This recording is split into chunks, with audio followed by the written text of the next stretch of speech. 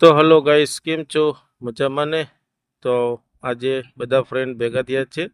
તો આજે તમને ખૂબ જ આનંદ થાય છે એ જણાવતા કે આજે અષાઢી બીજ છે અને અમારા ગામમાં રામદેવપીર બાપાની શોભાયાત્રા નીકળી રહી છે. તો બધા ભાઈઓ અને બહેનો બધા શોભાયાત્રામાં હાજર જ છે. તો આ પહોંચી ગયા છે અમારા મેઇન ગ્રાઉન્ડમાં. તો ત્યાંનું વ્યૂ છે અને અહીંથી બધી શોભાયાત્રા આખા ગામમાં ફેરવશું અને પછી છેલ્લે લાસ્ટમાં આપણે રામદેવપીર બાપાના મંદિરે જવાના છે. તો બધા ભાઈઓ શ્રદ્ધાળુ ત્યાં ચાલે જ છે. તો હવે આપણે મેઇન ગ્રાઉન્ડમાંથી મેઇન રોડ ઉપર પહોંચી ગયા છે, એટલે કે મારા ઘરની સાઈડે હાઈવે રોડ છે ત્યાં પહોંચી ગયા છે આપણે.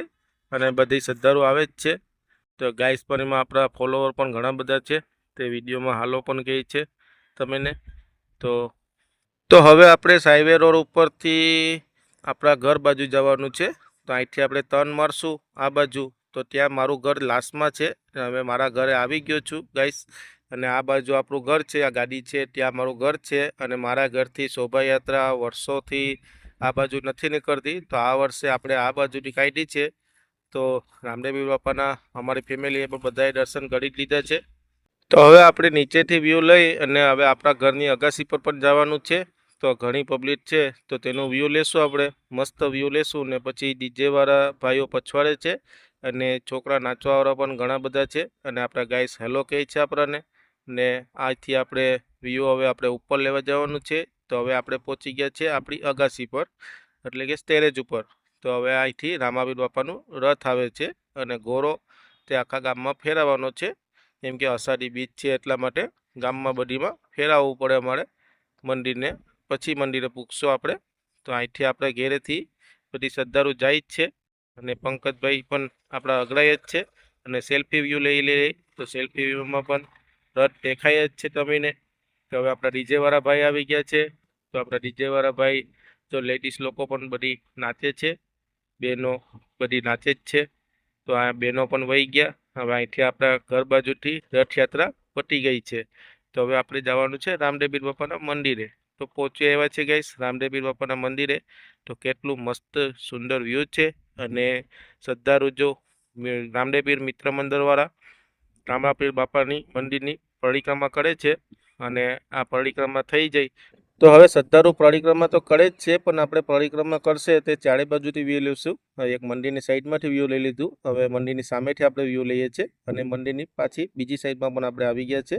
તો હવે બધા શ્રદ્ધાળુની પરિક્રમા પતી જાય પછી આપણે મંદિરમાં જવાનું છે.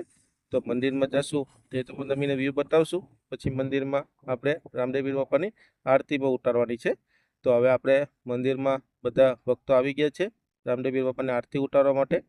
તો હવે આરતી બધી શ્રદ્ધાળુ ત્યાં રામદેવપીર મિત્ર મંદિરવાળા જો છે, આ બધી લીલા ટી શર્ટવાળા છે ને, સફેદ ને લીલા ટી શર્ટવાળા, તે રામદેવપીર બાપા મિત્ર મંદિરવાળા છે. હવે એ લોકો આરતી ઉતારશે ને પછી બાપાની ધજા ચડાવવા બારોબાર આવશે. તો હવે તમને બારોબારનું લોકેશન બતાવી દઈએ. તો જો કેટલું મસ્ત લીલું વાતાવરણ છે ને હવે બધા આવી ગયા છે રામદેવપીર બાપા મિત્ર મંદિરવાળા. તો હવે જો ધજા લઈને પણ આવે છે. તો હવે ધજા આપણે સ્તંભમાં બાંધી અને રામદેવપીર બાપાની ધજા ચડાવવાની છે. તો આપણે 52 ગજની ધજા છે ગાઈસ. તો જો બોલો જય રણુજાવાળા રામદેવપીર બાપાની જય. તો હવે આપણી ધજા ઓલમોસ્ટ અડધી ચડી ગઈ છે ને હવે ચડી જશે. પછી બધી શ્રદ્ધાળુ રામદેવપીર બાપાના દર્શન કરવા જશે મંદિરમાં ને પછી બધીને પ્રસાદી આપશે. તો જો હવે આપણે બધી શ્રદ્ધાળુ હવે સ્તંભમાંથી હેઠે ઉતરે છે ને પછી પ્રસાદી વિતરણ ચાલુ થઈ ગયું છે ગાઈસ.